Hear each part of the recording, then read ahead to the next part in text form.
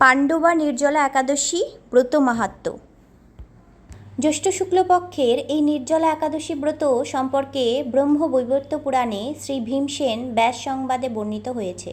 মহারাজ যুধিষ্ঠির বললেন, হে জনার্দন, আমি অপরা একাদশীর সমস্ত মাহাত্ম্য শ্রবণ করলাম। এখন জ্যৈষ্ঠ শুক্লপক্ষের একাদশীর নাম ও মাহাত্ম্য কৃপাপূর্বক আমার কাছে বর্ণনা করুন।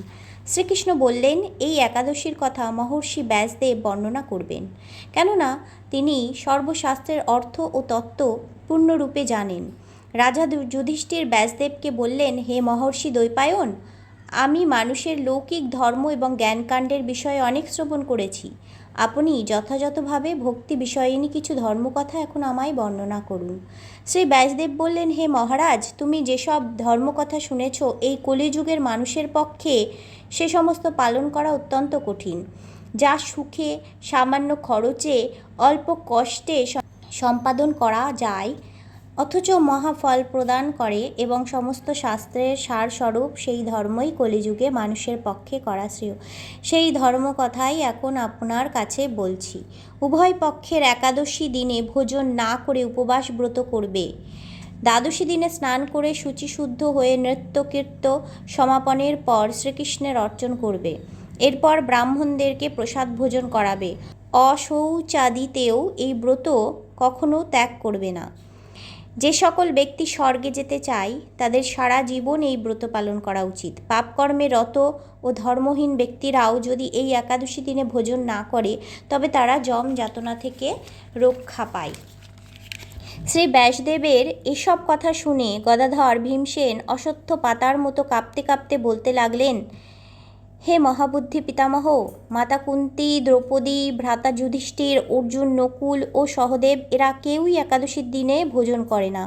আমাকেও অন্ন গ্রহণ করতে নিষেধ করে, কিন্তু দুঃসহ ক্ষুধা যন্ত্রণার জন্য আমি উপবাস করতে পারি না।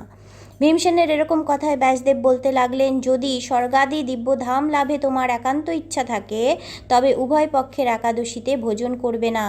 তদুত্তরে ভীমসেন বললেন, আমার নিবেদন এই যে, উপবাস তো দূরের কথা, দিনে একবার ভোজন করে থাকাও আমার পক্ষে অসম্ভব, কারণ আমার উদরে বৃক নামে অগ্নি রয়েছে। ভোজন না করলে কিছুতেই সে শান্ত হয় না। তাই প্রতিটি একাদশী পালনে আমি একেবারেই অপরাগ। হে মহর্ষি, বছরে একটি মাত্র একাদশী পালন করে যাতে আমি দিব্যধাম লাভ করতে পারি, এরকম কোনো একাদশীর কথা আমাকে নিশ্চয় করে বলুন। তখন ব্যাসদেব বললেন, জ্যৈষ্ঠ মাসের শুক্লপক্ষের একাদশী তিথিতে জল পান পর্যন্ত না করে সম্পূর্ণ উপবাস থাকবে, তবে আচমনে দোষ হবে না। ওই দিন অন্নাদি গ্রহণ করলে ব্রত ভঙ্গ হয়। একাদশীর দিন সূর্যোদয় থেকে দ্বাদশীর দিন সূর্যাস্ত পর্যন্ত জলপান বর্জন করলে অনায়াসে 12টি একাদশীর ফল লাভ হয়। বছরের অন্যান্য একাদশী পালনে অজান্তে যদি কখনো ব্রতভঙ্গ হয়ে যায়, তাহলে এই একটি মাত্র একাদশী পালনে সেই সব দোষ দূর হয়। দ্বাদশী দিনে ব্রাহ্ম মুহূর্তে স্নানাদি কার্য সমাপ্ত করে শ্রীহরির পূজা করবে। সদাচারী ব্রাহ্মণদের বস্ত্রাদি দান সহ ভোজন করিয়ে আত্মীয় স্বজন সঙ্গে নিজে ভোজন করবে। এরূপ একাদশী ব্রত পালনে যে প্রকার পুণ্য সঞ্চিত হয়, এখন তা শ্রবণ করো। সারা বছরের সমস্ত একাদশীর ফলই এই একটি মাত্র ব্রত উপবাসে লাভ করা যায়। শঙ্খ চক্র গদা পদ্মধারী ভগবান শ্রীকৃষ্ণ আমাকে বলেছেন, বৈদিক ও লৌকিক সমস্ত ধর্ম পরিত্যাগ করে যারা একমাত্র আমার শরণাপন্ন হয়ে এই নির্জলা একাদশী ব্রত পালন করে, তারা সর্বপাপ মুক্ত হয়। বিশেষত কলিযুগে ধনসম্পদ দানের মাধ্যমে, সদ্গতি বা স্মার্ত সংস্কারের মাধ্যমেও যথার্থ কল্যাণ লাভ হয় না। কলিযুগে দ্রব্যশুদ্ধি নেই। কলিতে শাস্ত্রোক্ত সংস্কার বিশুদ্ধ হয় না। তাই বৈদিক ধর্ম কখনো সুসম্পন্ন হতে পারে না।